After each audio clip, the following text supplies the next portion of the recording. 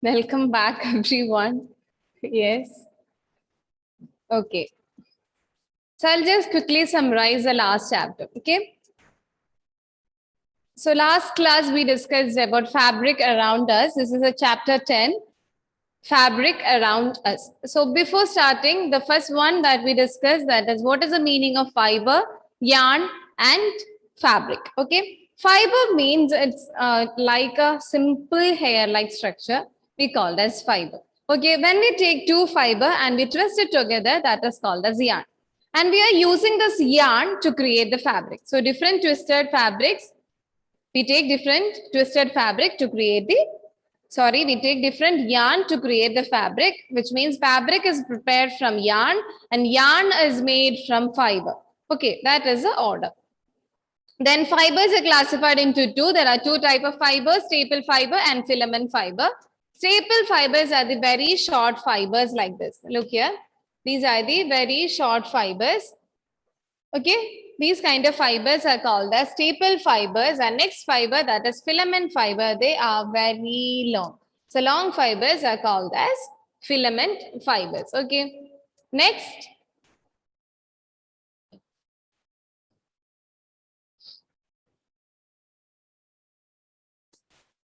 Yes, next again this filament fiber is classified into two, that is monofilament fiber and multi-filament fibers.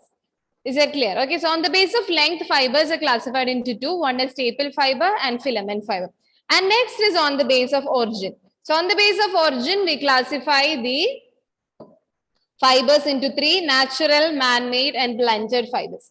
Natural fibers means the fibers that we get from nature itself, like cotton, silk, from different animals, wool and all these are the certain fibers from nature, right? That is natural fibers. And man-made fibers, which means the fibers generated or created by man or by different person. That is man-made fibers. Blended fibers means we are mixing two fibers together. Cotton plus polyester, silk plus polyester. Like that, we are mixing two fibers together.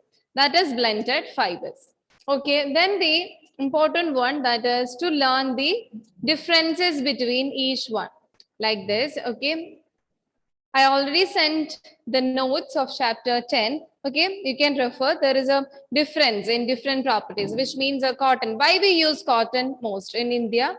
We use cotton more because it's help the cotton that help us, or it help the heat to escape easily. That's why we use cotton. Each fiber has its own property.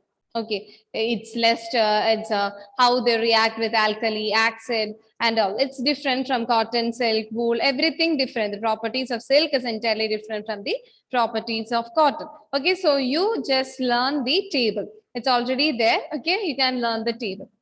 That's all about our chapter 10. Okay, you can learn the different properties of cotton and different properties. I'll read just a minute. Look here, like this, there is a table. Okay, so this is the properties, length and all. This is a property of wool. This is a property of cotton. This is a property of silk, like that. I already created a table for you. So it's very easy. You can learn. Okay. It's better to learn like this. It is better to learn like a table comparison. Okay. Otherwise, it leads to confusion. After completing cotton, you need to learn the properties of cotton. Then after silk, then again the properties of silk. It's not good, or it leads to a lot of problems. Okay. So you can use this method by comparison. You can use this table. It's already there in your WhatsApp. You can check. Okay. Then, so let's move on to the next chapter, that is our chapter 11, yarn and fabric production.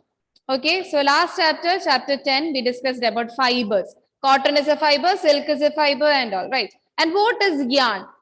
Which means we use these fibers and we twist it together, we get this yarn. Okay, so this chapter is all about yarn. Okay, so here the long continuous thread of textile fiber made suitable for use in production of textile by weaving, which means the yarn, that simply means it's made up of fibers of varying length. Okay, the fibers, I already told you, right? Yarn is made with fibers and fabrics is made using yarn. Okay, so again, Fiber we classify into three: natural fiber, man-made fiber, and blended fiber. Again, in this chapter, we are going to classify the yarn into three. Okay, there are three classification. One is simple yarn, another one is novelty yarn, and third one, textured yarn. These are the three classification of yarn: simple, novelty, and textured yarn. Okay, so first we are going to discuss what is simple yarn. Look here. Simple yarn. Simple yarns are also called as ordinary yarns. Okay, simple yarns are also called as ordinary yarns, and they are in a uniform size and regular surface. Okay, they are in a uniform size, that is simple yarn. Another name that is ordinary yarns. Okay, the simple yarns, all the natural or man-made fibers are the examples of simple yarn.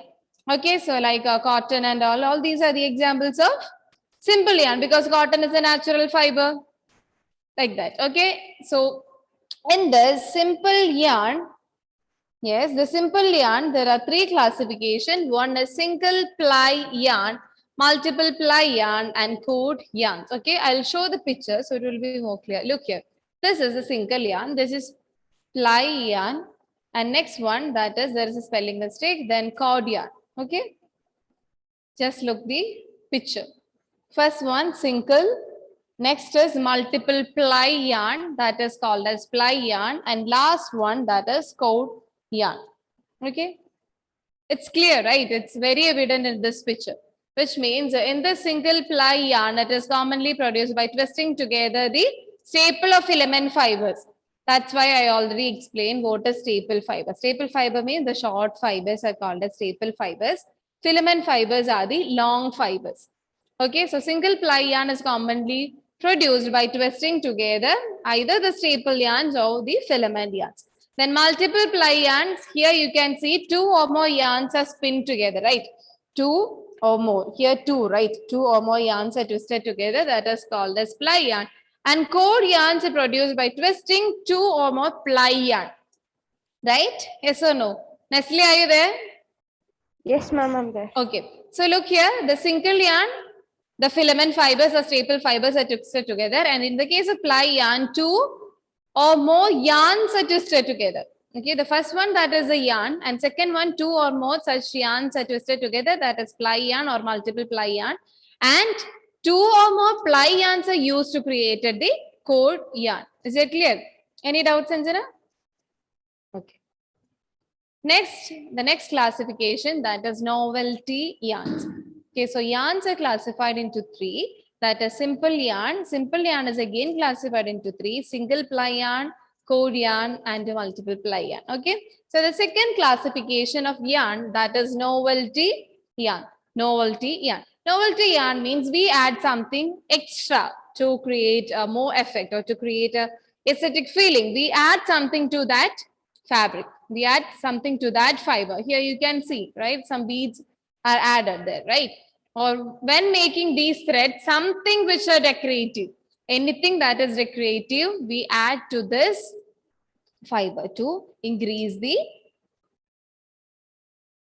aesthetic feeling, right? That is the meaning. Novelty yarn. We add something extra to improve the. Then mainly it's seen in towels and laces. Okay, mainly it's seen in laces.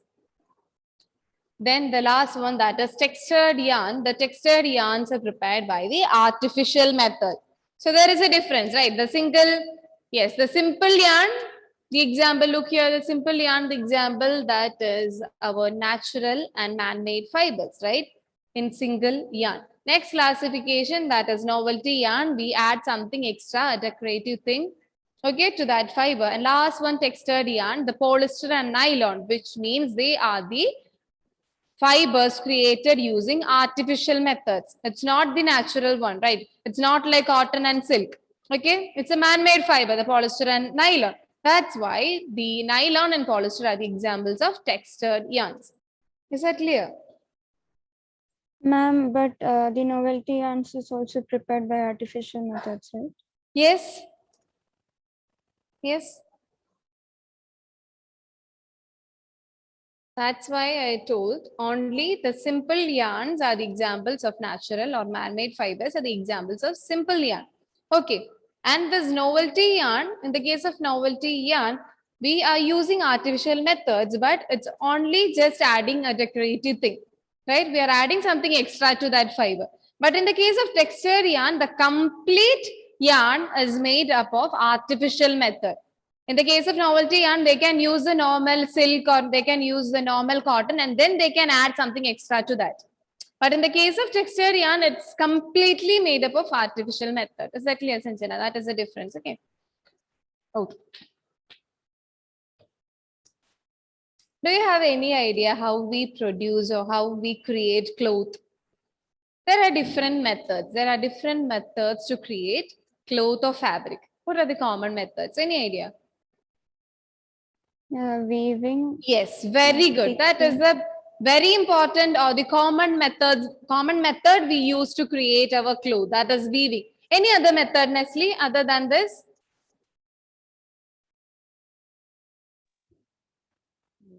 Other than weaving, any other methods? Okay.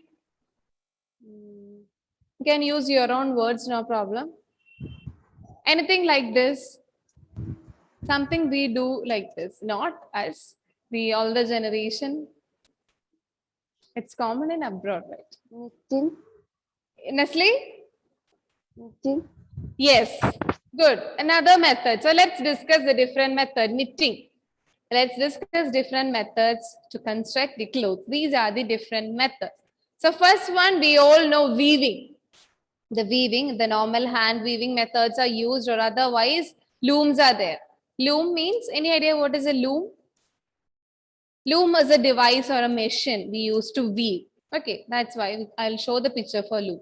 Okay, so weaving, knitting, felting, braids and laces. These are the main techniques for the cloth construction or for the fabric construction. Clear? Weaving, knitting, felting and braids. So let's start from weaving. Okay, look. Weaving, it's a production of fabric by interlacing two sets of yarns. Okay, we are not using fibers. It's already the fibers are turned into yarn, right? And yarn, we use the yarn to create fiber, right? This is a hand method to weave. Okay, hand method or hand operated. So look here, the production of fabric by interlacing. I'll show you how to interlace these yarns. Interlacing two sets of yarns so that they cross each other like this. I'll show you. Normally at right angles, usually there are different methods. One is hand operated looms are also there and power operated looms are also there. Okay, look here. This is a hand operated loom. Just have a look.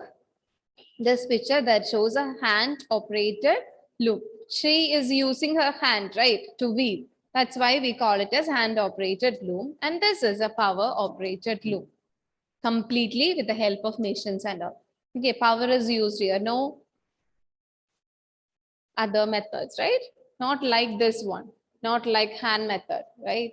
It's entirely different. These are the two methods. Okay, so let's discuss what is or how to interlace. Okay, we are using two different yarns. Okay, we need different yarns to interlace. So like this. Okay, one like this, another one like this, then like this, then like this, then like this, then like this. We are interlacing like this. This is the normal method of weaving. I'll show you. Look here. So for this, we need two yarns. Okay, this area is very important for your fashion class, also for home science. Okay, for the next chapter also. Warp yarn and weft yarn. Warp yarn and weft yarn. Just a minute, I need pen.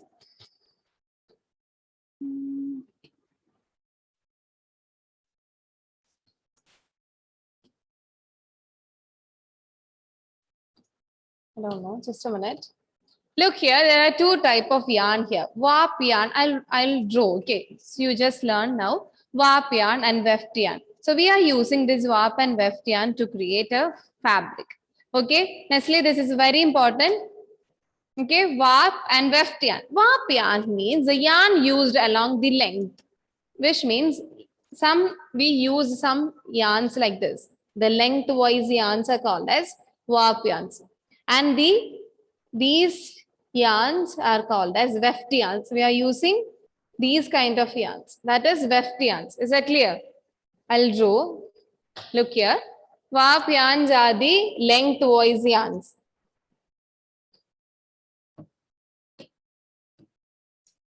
These lines. These are the warp yarns. Okay. These are the warp yarns because the yarns are used in that way. And the yarn used along the width of fabric, like this, the yarns used along the width of fabrics are called as weft yarns. This is a method of weaving. Here you can see this is our warp yarn and this is the weft yarn. They are interlaced together, right? They are interlacing. This is the method of weaving. Is that clear? So we use two yarns to create the fabric. First one, that is warp yarn. We need two yarns to construct or to create fabric. So lengthwise yarns we called as warp yarns. This is a term we used. Okay, warp yarns. So whenever I use warp yarns, it's clear, right? The lengthwise yarns are called as warp yarns. And the widthwise fabric or widthwise yarns are called as weft yarn. Okay, and you can see the selvage here. Look, they are interlacing. The warp yarn and weft yarns are interlaced together, and you can see a curve like this, right? The weft yarns are wrapped around the warp yarns, isn't it? The weft yarns means the widthwise yarns. They are wrapped around the lengthwise warp yarns to create an edge. That edge is called as selvage. Okay, edge. That is selvage. You can see an edge there, a curve, because they are interlacing like this. Okay, that is selvage. Okay, I'll repeat once again. Look here, there are 4 methods. Just leave the first part. Okay, we classify the yarns into 3: simple yarn, novelty yarn, and textured yarn. That's over. Okay, this is another part. There are 4 methods we use to create cloth. So first method, that is weaving. So we are going to discuss about weaving. For weaving, we need 2 types of yarn.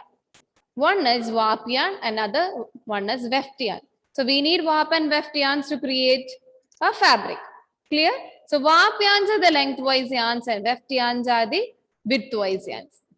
Okay, that's it. Warp, that is length, and weft, that is width. Okay, that's it. And there are different methods. One is hand operated method, another one is power operated loom. This is a power operated loom. LOOM. Loom means it's a device or any machine we use to construct a fabric, or we use for weaving, that is called as loom. It's just a machine or a device we use for weaving. Okay, that is our loom. Okay. So this is a perfect example for a loom, this picture. Okay. Now we are going to discuss about different parts of loom. You can take your textbook, page number 97. Take your textbook, page number 97.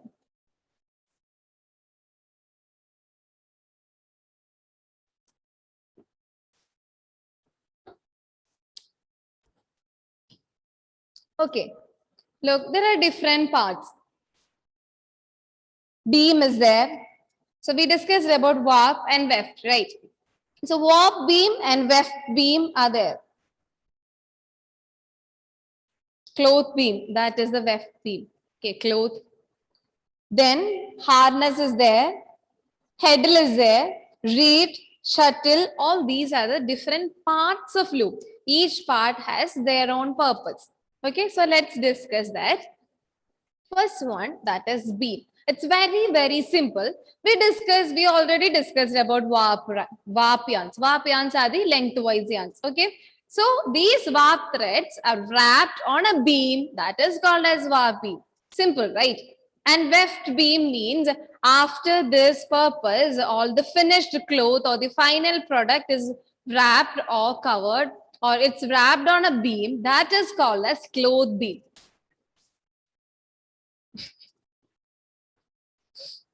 Is that clear? I'll repeat, no problem. Okay, you can ask if you have any doubt. Nestle, is that clear for you?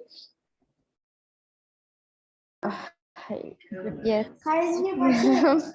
No, okay, you can start learning. If you have any doubts, you can ask in the next class. Okay. So look here, these are the parts of loom. First part, that is warp beam. Warp beam means the warp threads are wrapped on a beam like this. Suppose this is a beam. Okay. Warp threads. We need warp threads and weft threads for weaving. Okay. So this is a warp beam. So warp threads are wrapped like this. This beam is called as warp beam. Okay. And after this weaving process, the final product, okay, we'll get a final product, right? That final cloth or final product is wrapped like this on a beam. That beam is called as cloth beam.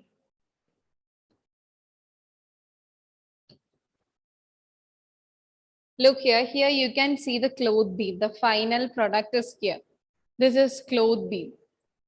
Okay, and starting you can see the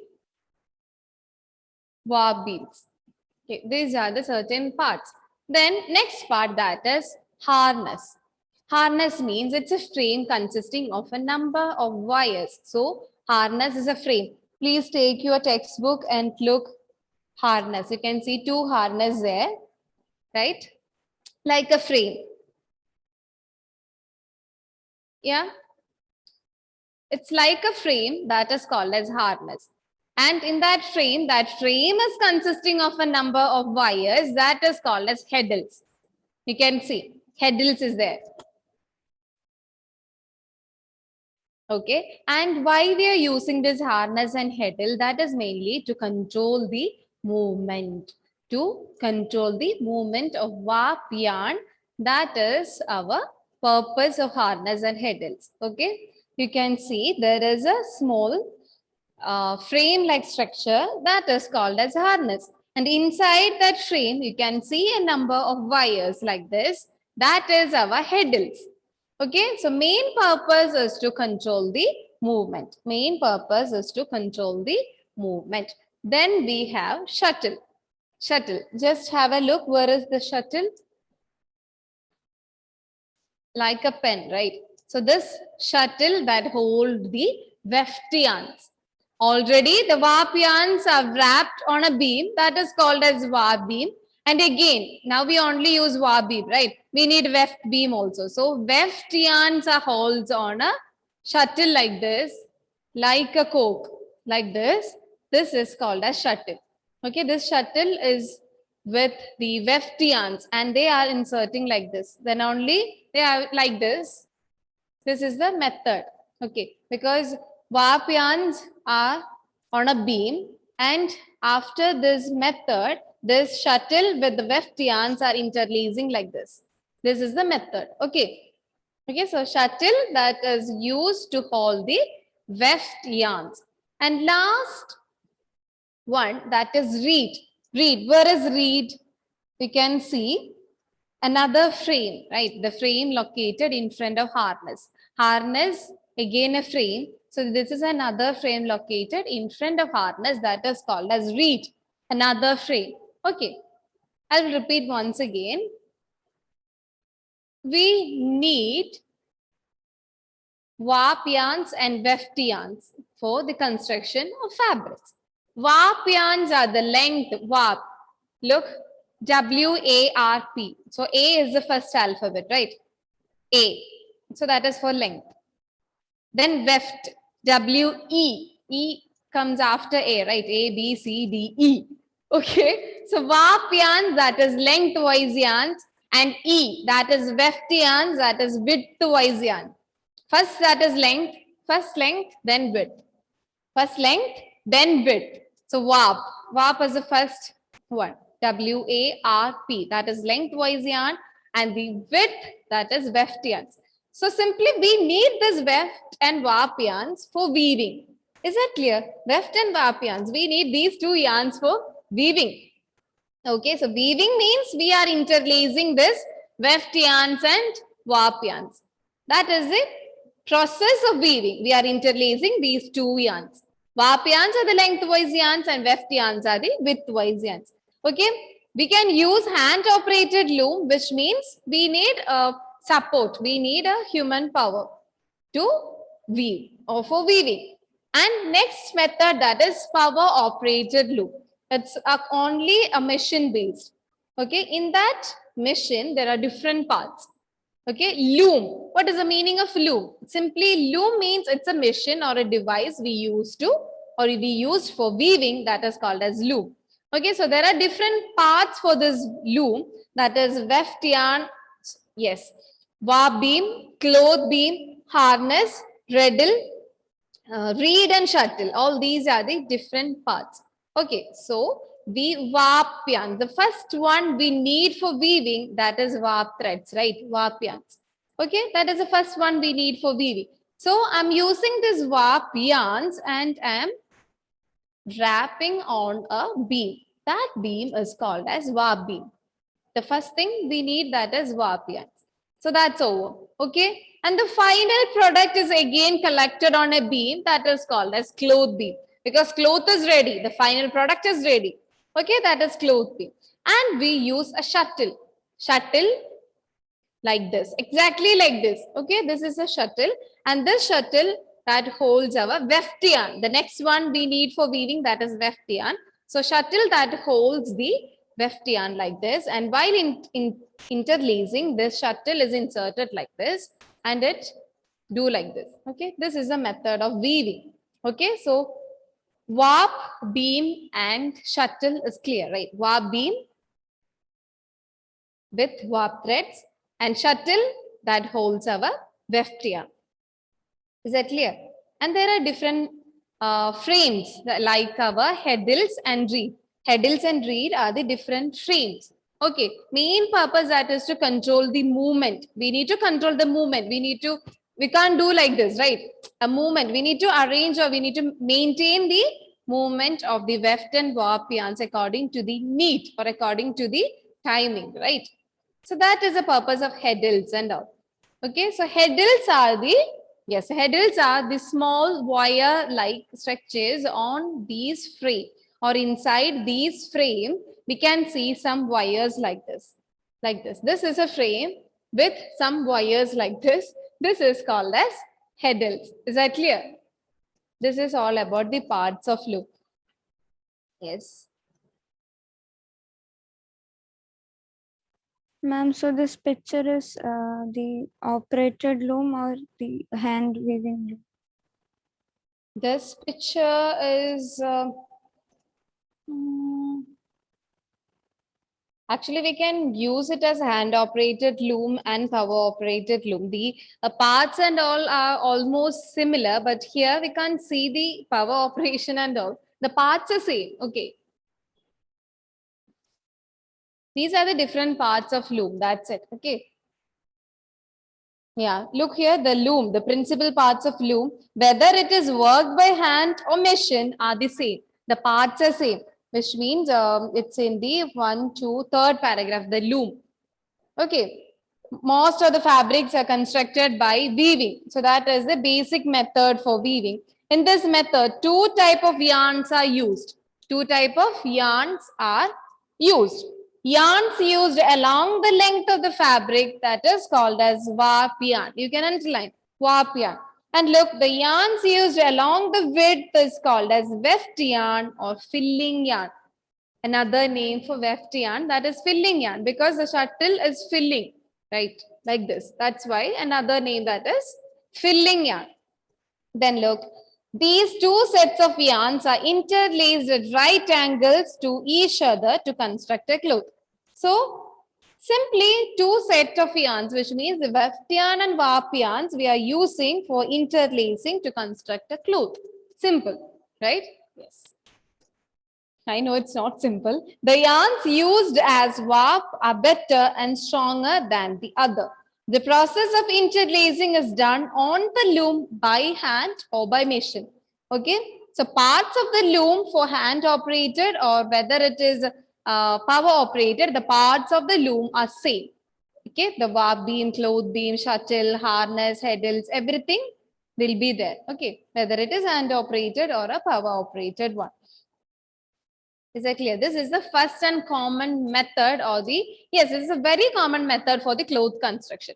And we can use hand operated loom or otherwise machine operated loom. Okay, each loom has its own parts and its own part has its own property. Okay, that part has its own property, the different function, the function of heddles, the function of riddles, shuttle, read and all, everything different. Okay, each part has its own function. Is that clear? Okay, yes. You can read the textbook. Okay, while I'm taking, you can read, no problem. Then the last one in this weaving, that steps in weaving. These are the 3 steps in weaving. Okay, the picture is here. Simply you can see the reed, warp and shuttle, right? In the picture A, we can see the shuttle here. Okay, that is shedding. Shedding, which means rising and lowering of these warp yarns by means of the harness to form shed operating between warp yarn through which weft yarn pass, which means these harness rises a certain number of times like this. So the shuttle can fill. This method is called as shedding. I'll show the video. Okay, so it will be more clear for you how to shed. That is shedding. And next one, that is picking. Look, the next picture, the picture B. The shuttle is inside, right? The shuttle with our weft yarn is inside. So inserting of the weft yarn by the shuttle through the shed. That is called as shedding, means it's rising and lowering of this like this. This is shedding, shedding. And next step, that is picking, which means inserting of the weft yarns. The last step, that is beating up. Beating up means packing the weft yarn into the cloth, which means a cloth beam to make it compact. That is beating up. These are the 3 methods. I'll show the video. Okay, shedding, picking and beating. Just look this picture. And the last one, that is selvage, that we already discussed. Selvage means, look, the weft yarns that is wrapped around the warp yarns. You can see, or it creates an edge here. That is called as selvage. Okay. So 3 methods or 3 steps in weaving. Okay. Just learn the name. Okay. Just learn these are the 3 steps in weaving: shedding, picking and beating up. Okay. Is that clear? Nothing more. Just learn these are the 3 steps in weaving. The first step, that is shedding. Second step, that is picking. And last step, that is beating up. These are the 3 steps in weaving. I'll show the video in the next class. Okay, so it will be more clear for you. So we discussed about parts of looms and also steps in weaving. Okay, just refer this picture. The picture A, that is all about shedding, which means the rising and lowering of the lengthwise yarn, which means our warp yarns by means of harness. What is the purpose of harness? We already discussed. Harness that help or to control the movement. That is the purpose of harness. Okay, so while rising and lowering, these shuttle can go inside, right? That is our picking step. And last step, the packing of the weft yarns into the cloth to make it compact. That is our last step, that is beating up. Okay, so just learn the names. Just learn the names: shedding, picking and beating up. Nothing more. Okay, just learn the name. These are the 3 steps in weaving. Which are the 3 steps? That's it. Just for a 1-mark question. Which are the steps in weaving? Shedding, picking and beating up are the 3 steps in weaving. Okay. Is that clear? I'm stopping. You're exhausted. Yeah. Okay. So take care, my dear. Bye-bye. Thank you. Thank you. Thank you so much.